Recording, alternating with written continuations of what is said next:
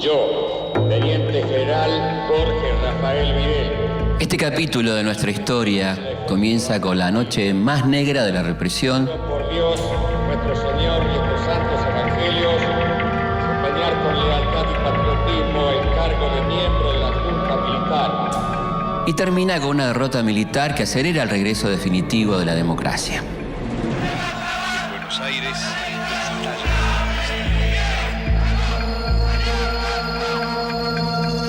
Pero antes hagamos un pequeño repaso, recorramos un poco la línea de tiempo. Después de años de proscripción y exilio, el 23 de septiembre de 1973, Juan Domingo Perón llega por tercera vez a la presidencia de la Argentina. Mucho trabajo me hay que realizar, pero si los argentinos me ayudan, será mucho más fácil y más corta la tarea.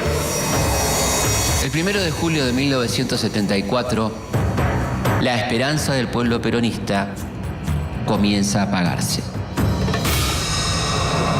Con gran dolor, debo transmitir al pueblo el fallecimiento de un verdadero apóstol de la paz y la no violencia. Pero el gobierno ya no es el mismo sin Perón. Con su partida, parece haber sido el único líder capaz de conducir a la Argentina en tiempos revueltos. En las últimas horas del 23 de marzo de 1976, la situación ya está definida. Se pone en conocimiento de la población que las operaciones de control militar Comienzan los años del proceso de reorganización nacional. se desarrollan conforme a los planes previstos.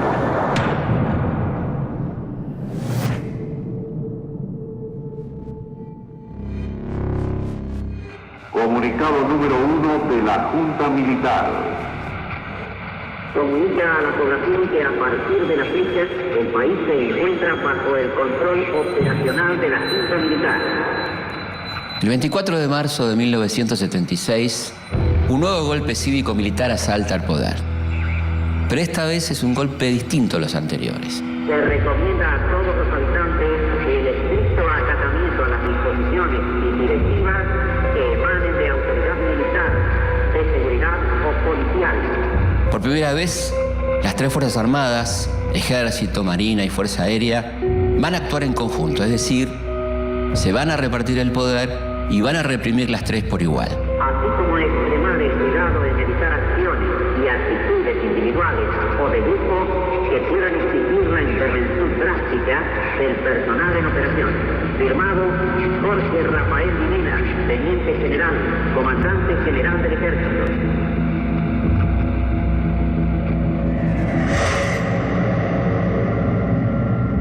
El golpe es un final casi anunciado para el gobierno de Isabel Perón, que desde hace un año está totalmente hackeado por la crisis política y económica.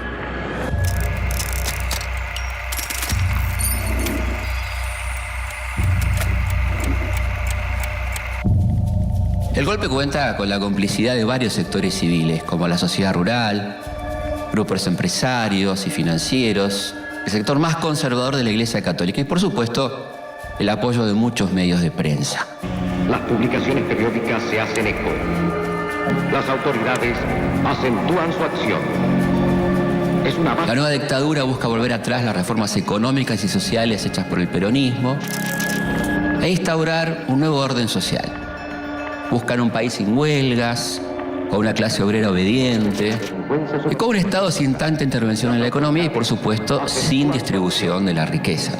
Es una vasta contraofensiva de las fuerzas legales. El gobierno del llamado proceso de reorganización nacional es asumido por una junta de comandantes de las tres armas. Todavía no tienen un presidente, pero ya hay dos militares que se disputan ese cargo. Jorge Rafael Videla, nacido en Mercedes en 1925, católico ferviente y padre de 7 hijos, por su mirada esmirreada y sus rasgos afilados, el ingenio popular lo bautiza rápidamente como la Pantera Rosa. Videla, junto con Roberto Viola, pertenecen al llamado sector liberal de la dictadura que supuestamente busca una salida democrática. A diferencia de Viola, Videla no tiene demasiado carisma ni ideas políticas propias. Por otro lado está Emilio Eduardo Macera, el negro, Cero, como lo llaman por su nombre de guerra, es el personaje más oscuro e intrigante de la dictadura. Es marino, un arma, recordemos, rabiosamente antiperonista. Al igual que muchos oficiales, viajó a Panamá y a Washington para entrenarse en la guerra antisubversiva, donde adquirió conocimientos que puso en práctica desde su principal centro de operaciones, el tristemente célebre Casino de Oficiales de la Escuela de Mecánica de la Armada. Prestará juramento como presidente de la Nación Argentina ante los integrantes de la Junta Militar. Yo, Teniente General Jorge Rafael Videla. El 29 de marzo de 1976, Videla es designado presidente provisional. Nuestro Señor y estos santos evangelios, desempeñar con lealtad y patriotismo el cargo de miembro de la Junta Militar. A partir de ese momento, Macera va a rivalizar permanentemente con él. Para 1976, las organizaciones guerrilleras están derrotadas militarmente. El operativo Independencia y el fracaso de la toma del batallón Domingo Viejo Bueno de Montechingolo fueron un golpe mortal para el ERP. Mientras que muchos de los cuadros activos de Montoneros están librados a su suerte. Pero la nueva dictadura va a usar la lucha antisubversiva como excusa para disciplinar a la sociedad a sangre y fuego. El propio Videla expone sin eufemismo los principios de su gobierno. Fue menester continuar la lucha contra la subversión, con una concepción global de la misma y hasta su total aniquilamiento. Es por estos días que la palabra subversivo se extiende a todo aquel que no esté de acuerdo con la dictadura, como por ejemplo estudiantes, trabajadores, artistas, sindicalistas. Volvimos a sentirnos argentinos en un marco de seguridad. Si miramos a nuestro alrededor, vamos a darnos cuenta que muchas cosas han cambiado después de aquel 24 de marzo. La Junta llega a un nivel tan alto de censura que considera subversiva la matemática moderna y ordena el secuestro y quema de libros solo por tener en su título la palabra Cuba. Argentina recupera su histórico camino de libertad. Como por ejemplo el famoso manual de física La Cuba electrolítica o un ensayo sobre el cubismo. Las autoridades acentúan su acción. Es una vasta contraofensiva de las fuerzas legales.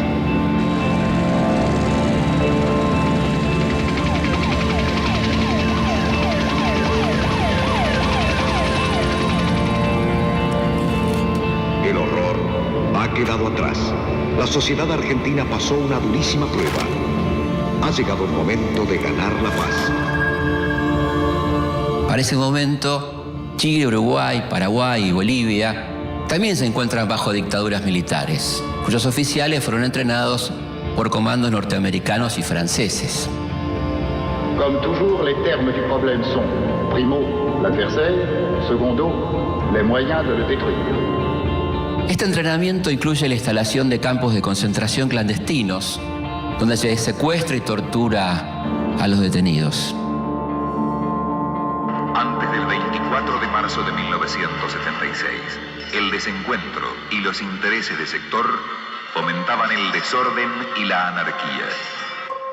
Usted lo vivió. Recuerde y compare. Para llevar adelante este plan, la Junta Militar divide el país en distintas zonas, subzonas y áreas. En las principales guarniciones militares, comisarías y edificios de las Fuerzas Armadas se montan centros clandestinos de detención, con salas de tortura y amplios espacios para alojar a los cientos de secuestrados que ingresan todos los días a la feroz maquinaria represiva.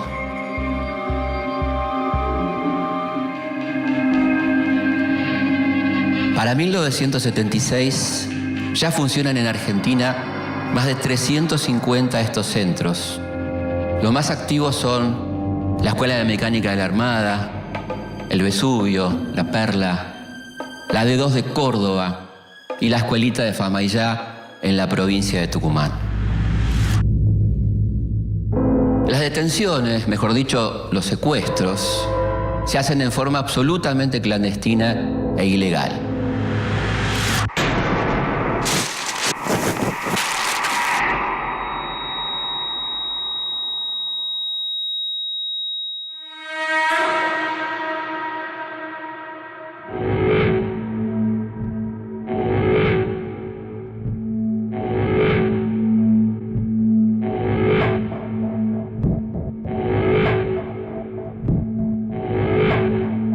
Grupos de tareas secuestran a los presuntos subversivos en sus hogares, lugares de trabajo o en la misma calle, muchas veces a plena luz del día.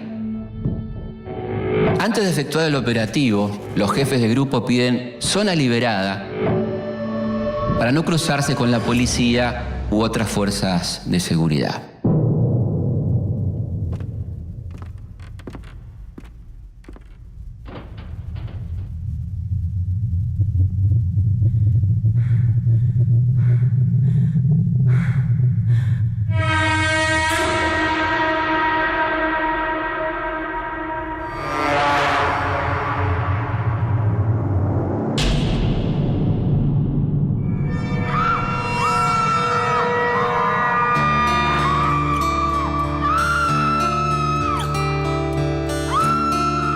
Una vez secuestrado el detenido desaparecido, es llevado a uno de los tantos centros clandestinos de detención, donde se lo tortura durante horas.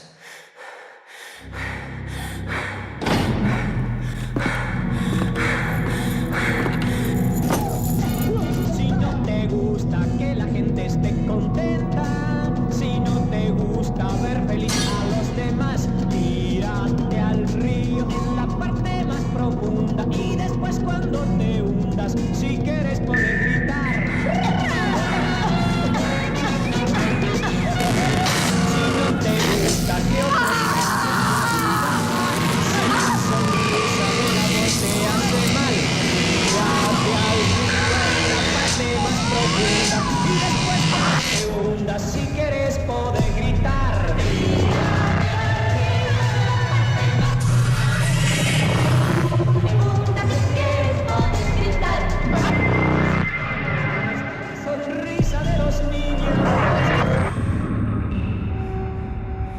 No importa que el detenido sea anciano, discapacitado o una mujer embarazada. El fin de estos interrogatorios es obtener los nombres de otros supuestos subversivos, que también van a ser secuestrados y torturados.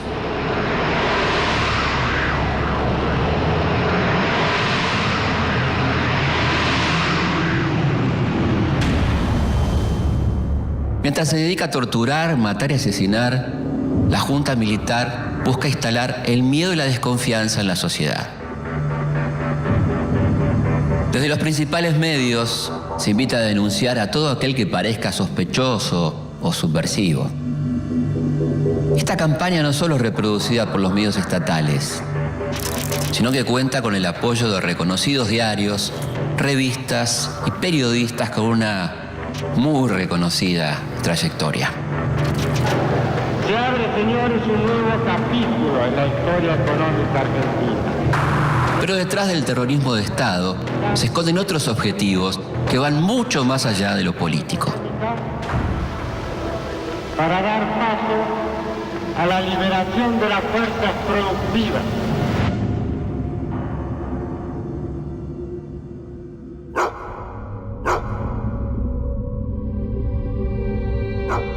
Las Fuerzas Armadas inician el proceso de reorganización de la República. Y ya con la responsabilidad del poder político en sus manos, la ofensiva se torna más integral, más eficaz. A partir de marzo de 1976, la Junta Militar despliega un aparato de represión feroz. Y la Fuerza Aérea y la Armada, que ya conocían en carne propia las heridas de esta guerra impúdica, acentúan su participación militar y contribuyen con su heroísmo a la derrota del enemigo. El país está bajo un estricto estado de sitio. En las calles los secuestros y las detenciones se realizan a plena luz del día. Todas las reuniones públicas están prohibidas. La cultura atraviesa un periodo de oscuridad. Nuestros mejores actores, directores, músicos y escritores están censurados.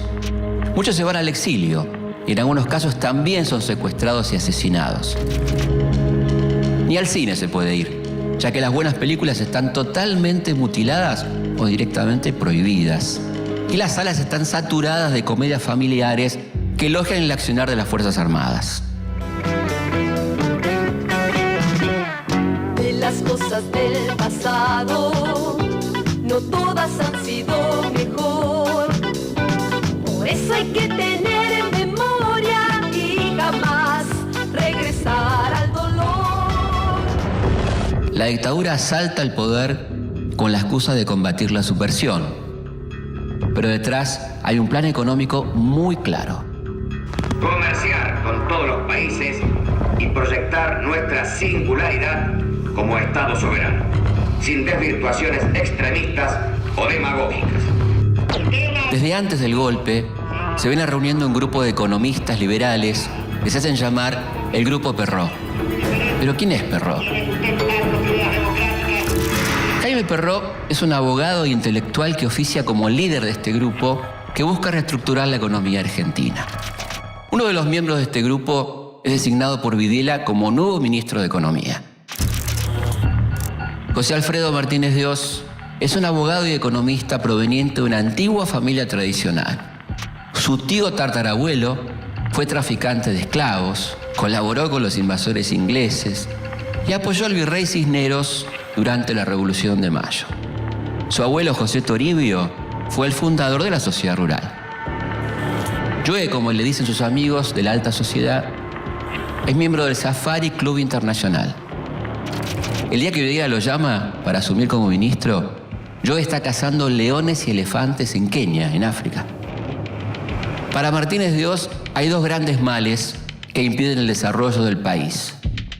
Una clase obrera demasiado demandante e indisciplinada, protegida por sindicatos con mucha influencia, y una industria nacional, según él, ineficiente y poco competitiva, que depende del mercado interno y del subsidio estatal. Para Martínez de Oz, hay que dejar a la economía argentina totalmente librada a los designios del mercado y el capital especulativo.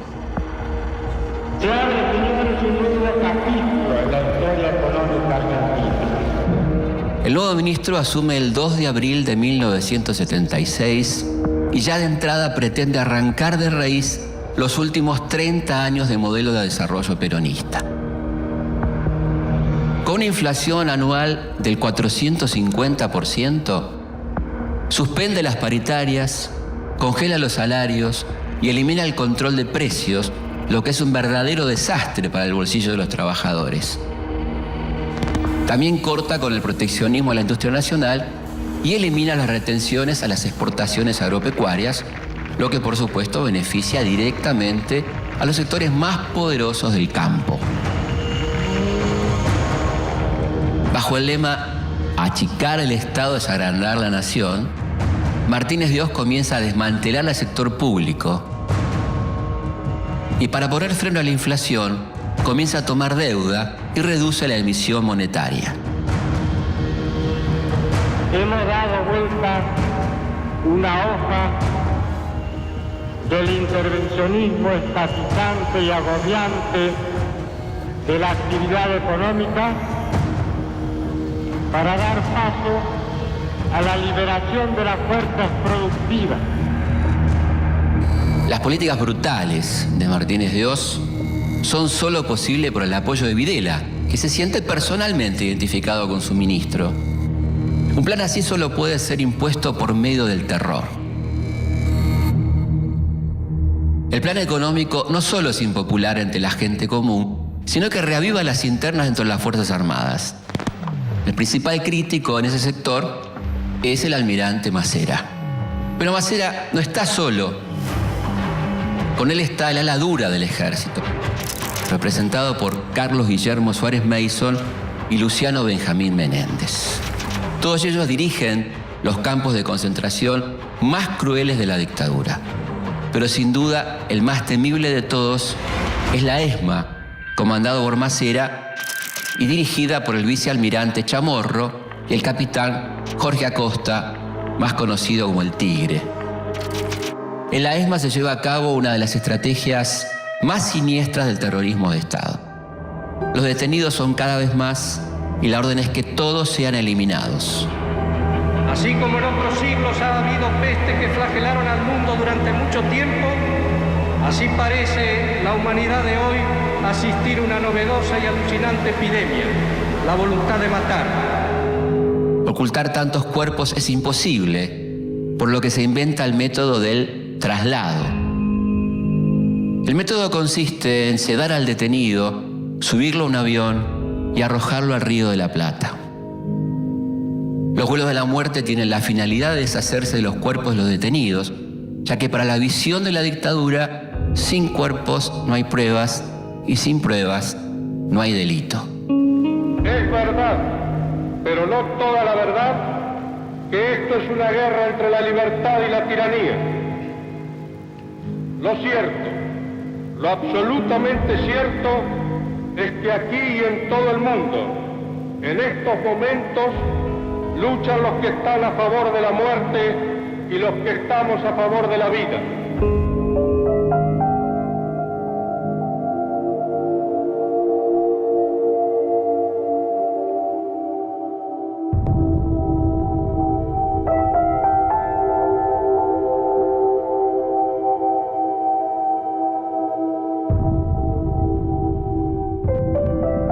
Pero a pesar del terror y la represión, un grupo de civiles empieza a romper con el silencio y la impunidad.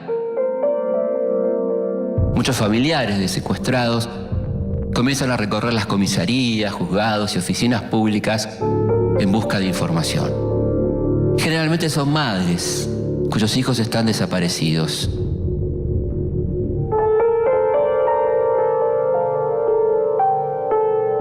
Algunas no solo buscan a sus hijos.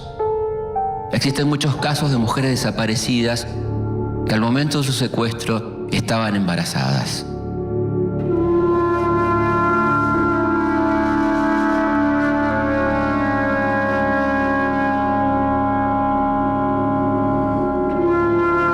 Lo que no saben estas madres es que en muchos centros clandestinos de detención hay maternidades clandestinas, donde las secuestradas dan a luz y sus hijos son apropiados por los mismos represores o entregados a familias cercanas a los militares.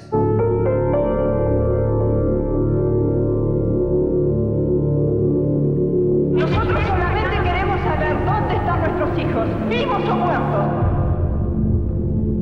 No sabemos si están enfermos, si tienen frío, si tienen hambre. Pronto la búsqueda individual se convierte en colectiva. Mi hija estaba embarazada de 5 meses cuando se la llevaron. Mi nieto tiene que haber nacido en agosto del año pasado. El 30 de abril de 1977, distintas madres de desaparecidos se encuentran espontáneamente en la Plaza de Mayo. ¿Qué pasa, señora? Queremos nuestros hijos, que nos digan dónde están, por lo menos. Mi hijo hoy hace 15 meses. ¿Dónde están los bebés? Saber dónde están. No que los ¿Por qué no nos dicen a nosotros? Vamos, señores, circulando, por favor, vamos circulando. Como las reuniones están prohibidas, las madres comienzan a moverse en círculos alrededor de la pirámide, que así nacen las rondas de las madres de Plaza de Mayo. Yo le digo, si estas madres se hubieran preocupado por sus hijos de la misma forma que se preocupan hoy, no estarían lamentando la desaparición de sus hijos. El reclamo de los familiares de los desaparecidos comienza a inquietar a los militares, sobre todo porque comienzan a recibir la atención de periodistas extranjeros. Por eso les rogamos a ustedes, son nuestra última esperanza. Por favor, ayúdennos, por favor, son nuestra última esperanza. El gobierno dice que ustedes son mentirosas. ¿Nosotros somos mentirosas? ¿Qué? ¿Estamos mintiendo de que los hijos desaparecieron? Está todo comprobado. En el Palacio de Justicia están todos los testimonios. Tal es el caso del diario Buenos Aires Herald, el diario de la comunidad británica argentina. El Herald es uno de los pocos medios que toca el tema de los desaparecidos. El estar escrito en inglés y contar con la protección de la embajada británica le da cierta inmunidad. En la Argentina de Videla, la verdad solo puede leerse en otro idioma. Pero mientras sea desaparecido, no puede tener ningún tratamiento especial. Es un incógnito, es un desaparecido. No tiene entidad, no está. Ni muerto ni vivo, está desaparecido. Y así, mientras las madres inician su camino de lucha desde el interior de la ESMA, comienza a planearse una operación secreta que va a ser un duro golpe para este grupo que recién comienza a organizarse.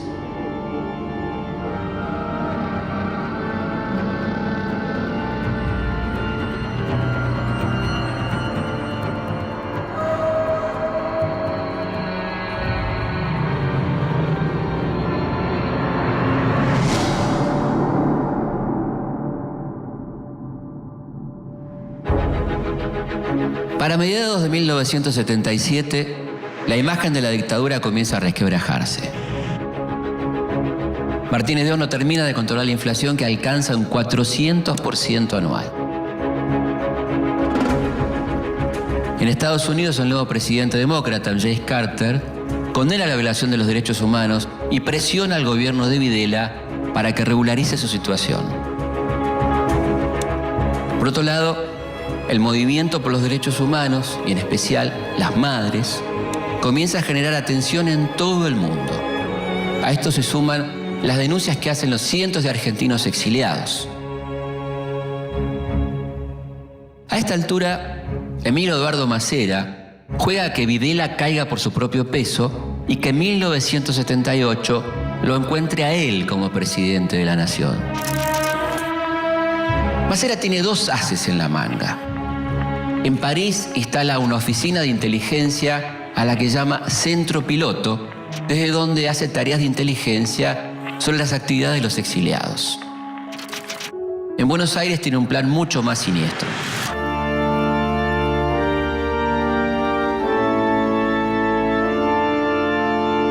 Un joven oficial de la Armada es elegido para infiltrarse en las rondas de las madres de Plaza de Mayo.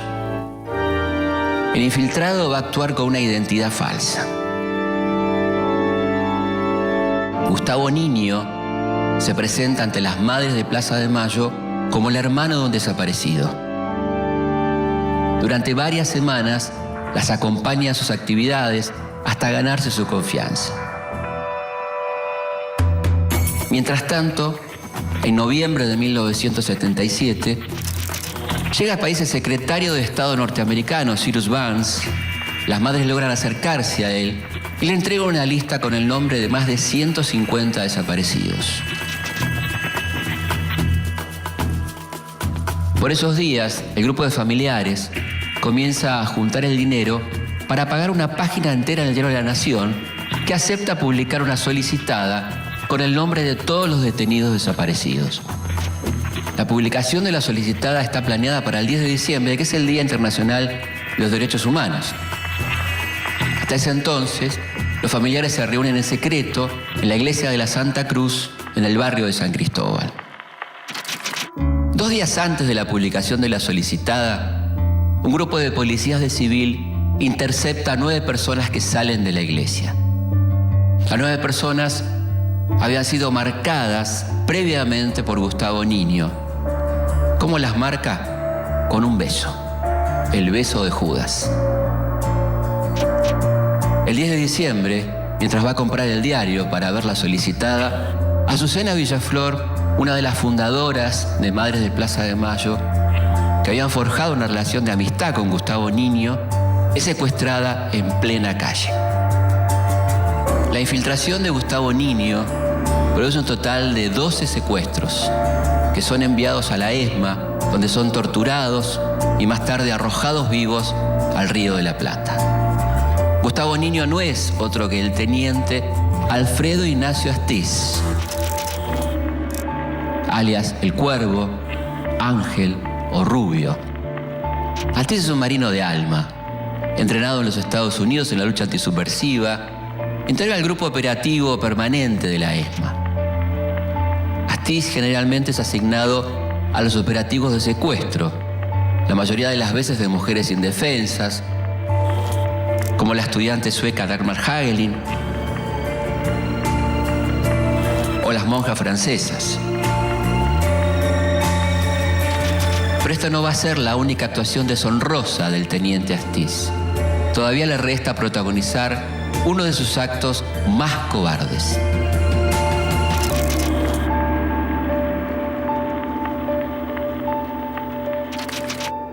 El gobierno ajustará su acción a la solución pragmática de los grandes problemas económicos. Al llegar 1978, Masera aspira a suceder a Videla, cuya política económica es criticada por todas las Fuerzas Armadas. Martínez de Hoz, todavía asfixiado por la inflación, comienza a ver los efectos de su última apuesta, la reforma del sistema financiero.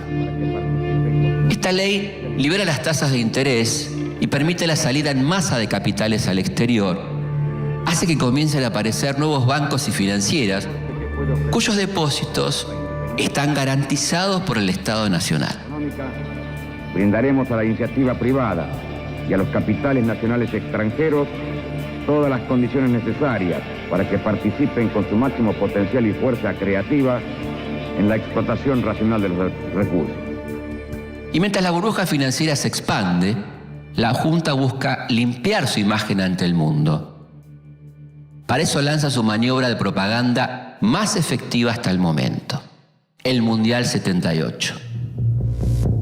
En cuestión de meses, el gobierno construye estadios, hoteles y complejos deportivos que endeudan al Estado y enriquecen a los contratistas, por supuesto, asociados con los militares.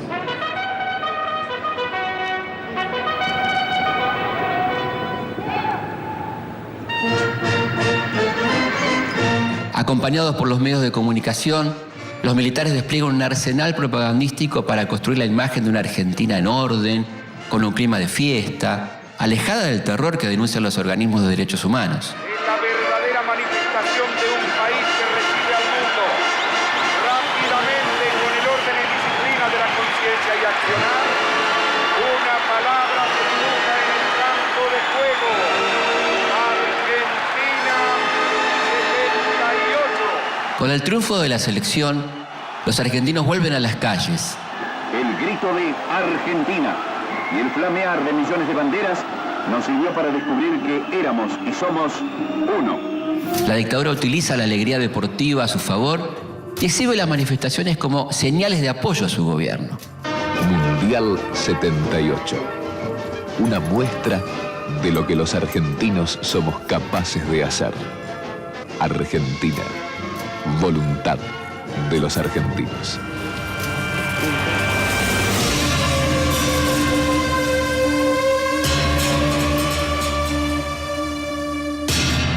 Pero la euforia mundialista dura poco. Después del Mundial, las internas del gobierno vuelven al centro de la escena. En 1978, Videla es ratificado como presidente y Masera es desplazado de la Junta. Ingresa el general Roberto Viola, que a diferencia de Masera, comparte plenamente el proyecto económico de Videla y que además busca una pronta salida política para la dictadura. Argentinos, hemos sido capaces de vencer a la insidia y al escepticismo. Seamos ahora también capaces, con la ayuda de Dios, de impulsar a la nación en pos de sus objetivos permanentes. Pareciera como si un cúmulo de energías dormidas, como si una nueva capacidad de entusiasmo hasta ahora letargada, hubiesen salido a plena luz. Y ello es así porque tanta alegría, tanto entusiasmo generosamente expresados no son un fruto casual. Responden, en definitiva, al profundo anhelo de unión nacional que sentimos todos los argentinos.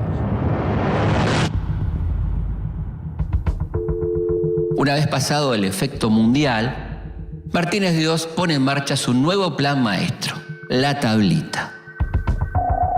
Lo que hace básicamente la tablita es fijar la cotización del dólar mediante una serie de devaluaciones programadas. Al mismo tiempo se reducen los aranceles a las importaciones y se abre de manera irrestricta el ingreso de capital extranjero. Estimamos que a través de los estímulos a la inversión privada que estamos realizando, la misma pasará de representar el 50% del total de la inversión del país al 77% para el año 89. La tablita debuta con el pie izquierdo, pero en 1979 llegan al país 4.600 millones de dólares. Los extranjeros no vienen a invertir en fábricas, vienen a hacerlo en el sistema financiero. Comienza así un mecanismo perverso que va a hacer un daño terrible a la economía argentina, la famosa bicicleta financiera. Los capitales llegan al país, acumulan intereses en cientos de bancos y financieras que se abrieron en esos meses y vuelven a fugarse al exterior. Sin embargo, el precio del dólar genera un amplio consenso en la clase media que se dedica a comprar productos importados.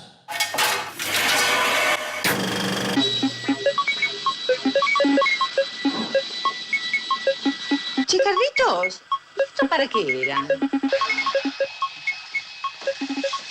En ese año comienzan a circular por la calle autos japoneses y muchos argentinos conocen Miami. Lo que pasa es que ahora con el dólar barato es un fenómeno viajar. ¿Sabes cómo nos esperan allá? Y claro, ahora se dio vuelta la tortilla. Ahora no le vamos a pedir nada a nadie. Los que ponemos los dólares somos nosotros, querida. Los argentinos.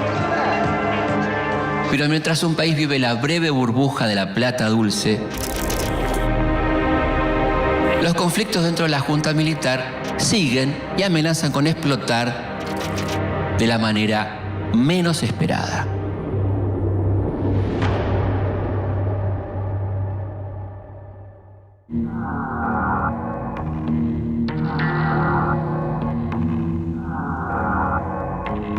Para 1979, el gobierno militar todavía goza de los efectos de la burbuja financiera y del dólar barato.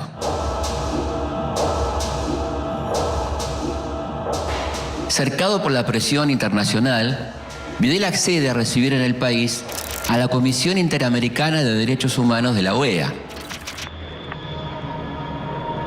En septiembre de 1979 llegan los observadores.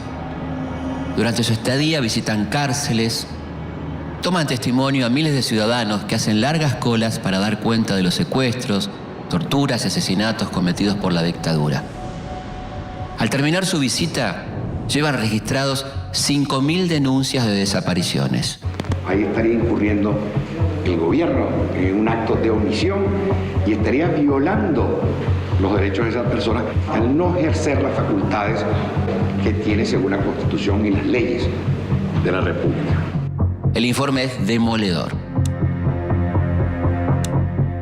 Para combatir su efecto, durante los festejos por el triunfo del equipo argentino en el Mundial Juvenil de Japón, la Junta reparte miles de calcomanías con el lema «Los argentinos somos derechos y humanos».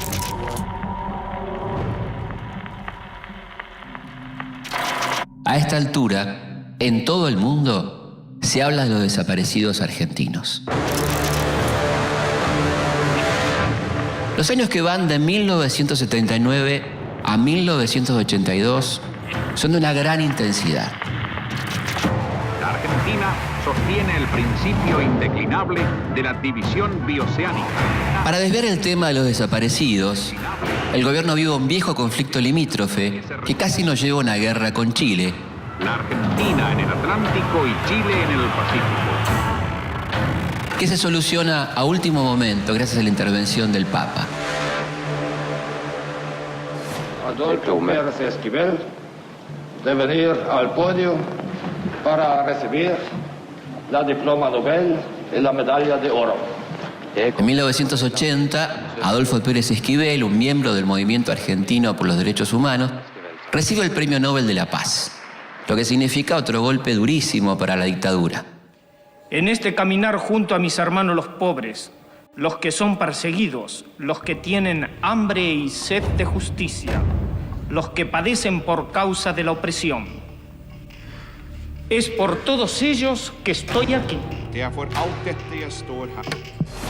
Mientras tanto, Masera, desplazado del poder, lanza su proyecto político propio, el Partido por la Democracia Social, que es apoyado por su diario, Convicción, un proyecto de prensa sostenido con trabajo esclavo de periodistas, fotógrafos y diagramadores que permanecen detenidos dentro de la ESMA. Para 1981, la burbuja financiera de Martínez de Hoz estalla y deja como saldo una crisis de enormes dimensiones.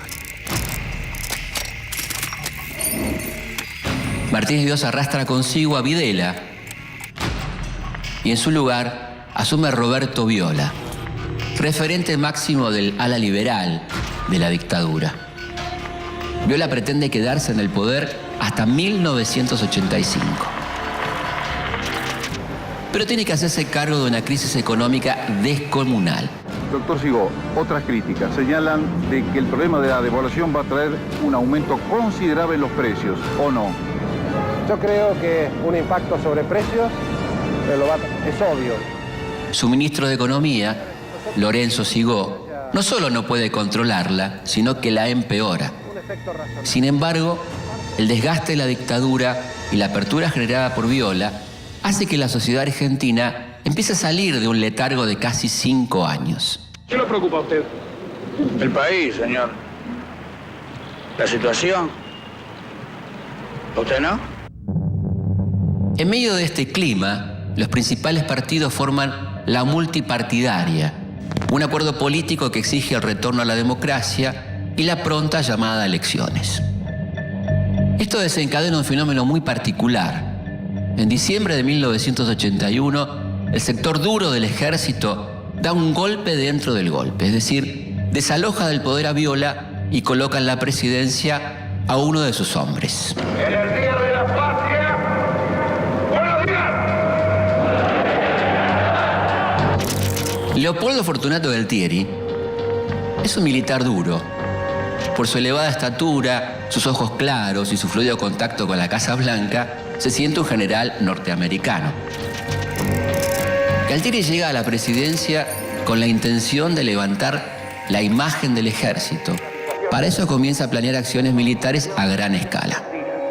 Si así lo hiciere, Dios y la patria me lo demanda. Para congraciarse con la administración Reagan, el presidente ofrece el servicio de los represores en países como Nicaragua, Honduras, El Salvador y Guatemala. A todo esto, el 30 de marzo de 1982 se produce la más importante movilización obrera hecha contra la dictadura.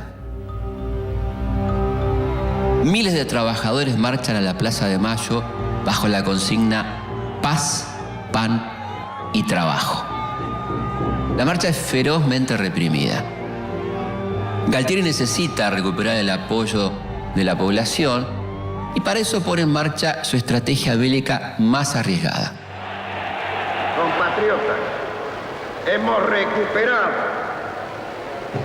sin rencores, pero con la firmeza que las circunstancias exigen, las islas australes que integran por legítimo derecho el patrimonio nacional. El 2 de abril de 1982, las tropas de la Armada Argentina llegan hasta Puerto Stanley. Tras un breve combate, toman el control del lugar. Hoy, 2 de abril, recién hemos comenzado con nuestra actitud. Después de 150 años de ocupación, la bandera argentina vuelve a flamear en las Islas Malvinas. El éxito se traduce rápidamente en euforia. Si quieren venir, que vengan, les presentaremos batalla. Las Malvinas tienen un lugar especial en el imaginario popular. Hasta los sectores más críticos con la dictadura apoyan la recuperación de las islas. Esta manifestación de sentimiento y alegría. Galtieri pretende usar la adhesión a su favor y presentarse como el próximo candidato a presidente en futuras elecciones. De lamentable claudicación. Gracias, señores. Pero mientras en la Argentina se festeja, el gobierno conservador de Margaret Thatcher moviliza la expedición militar más grande desde la Segunda Guerra Mundial. Thatcher cuenta con el apoyo de Ronald Reagan, el nuevo presidente norteamericano y supuesto aliado de Galtieri. Reagan dijo luego a los periodistas que su gobierno pretende hallar un curso equidistante de sus dos aliados, tratando de ser un mediador honesto, según afirmó. El 2 de mayo de 1982, el submarino nuclear Conqueror dispara 3 torpedos sobre el crucero General Belgrano, que se encuentra navegando fuera de la zona de exclusión. El resultado son 323 soldados argentinos muertos. Se puede decir que es el principio de la guerra.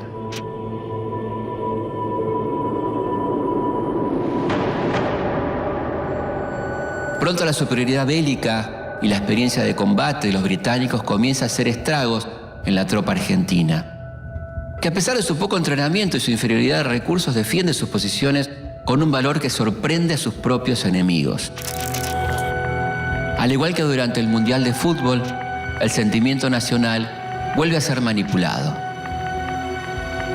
Con noticias muchas veces falsas, los medios de comunicación construyen una guerra victoriosa muy distinta a lo que pasa en la realidad. Quiero decir que son flores que nos pueden ayudar a ganar esa guerra. Hasta así ayudamos, con esa flor también estamos ayudando a ganar esta guerra que tenemos que ganar. Salga a la calle, busque una de las alcancías, véngase hasta Argentina Televisora Color, haga algo. Conmovidos por la labor heroica de los soldados, el país entero se moviliza y desde el gobierno se organizan colectas solidarias para enviarles víveres y hasta dinero que nunca llegan a destino. 8:23 de la mañana se repite el ataque contra Puerto Argentino con mucha mayor intensidad. Ahora el tiroteo es mucho más intenso y se ve que además otro de los blancos es el mercante argentino que está en la bahía. Después de más de 40 días de intenso combate, las tropas británicas recuperan el control de las islas. El 14 de junio de 1982, el comando argentino se rinde. Para ese momento, 649 argentinos habían muerto en combate. Pero esta no es la peor herida. A lo largo de los años, cientos de excombatientes se van a quitar la vida por los traumas que les dejó la guerra.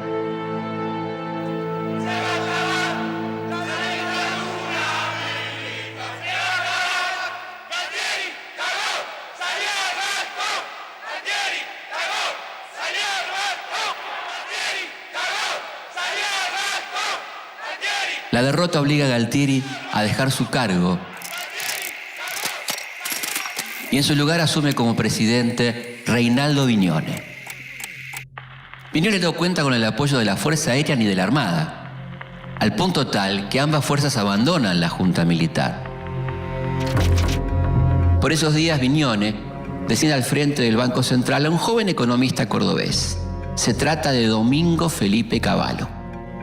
Una de sus primeras medidas es nacionalizar las deudas de las grandes empresas privadas. El apoyo popular conseguido al comienzo de la guerra se evapora rápidamente. En las calles se puede palpar el cambio de clima. El 16 de diciembre de 1982, casi 100.000 personas asisten a la Marcha por la Democracia convocada por la multipartidaria. La respuesta del gobierno es la represión. Pero hay una realidad que Vignone no puede ignorar. Es así que en los últimos días de 1982 anuncia el llamado a elecciones. La fecha elegida para los comicios es el 30 de octubre del año siguiente. Después de 7 años de represión y silencio, la política vuelve a las calles. Los militares aprovechan la situación para intentar su última jugada. En los primeros meses de 1983, Vignone decreta la destrucción de todos los archivos que existen sobre el secuestro, la tortura y la desaparición de personas.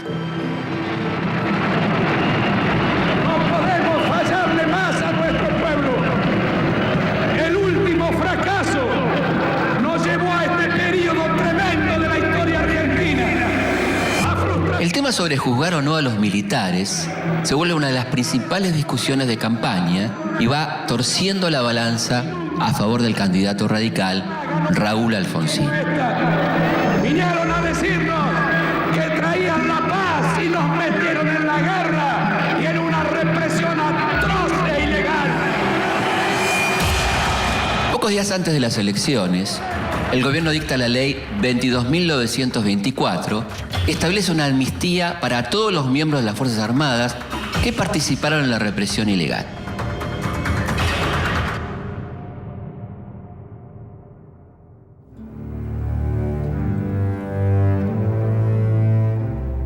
A pesar de este intento por mantener la impunidad, el camino a la recuperación de la democracia ya está iniciado. En 1983, los argentinos vuelven a votar. El país ya tiene un nuevo gobierno democrático.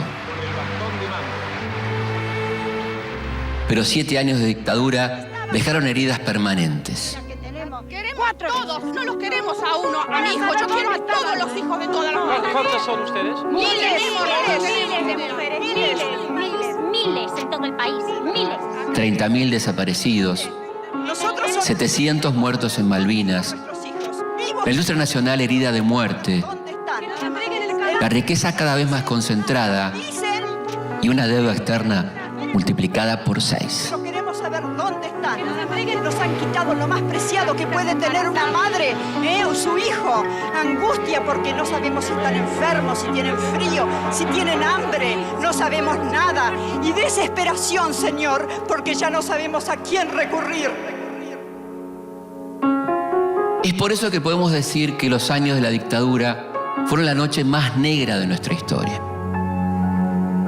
Muchas de sus consecuencias las vamos a terminar de ver 25 años después.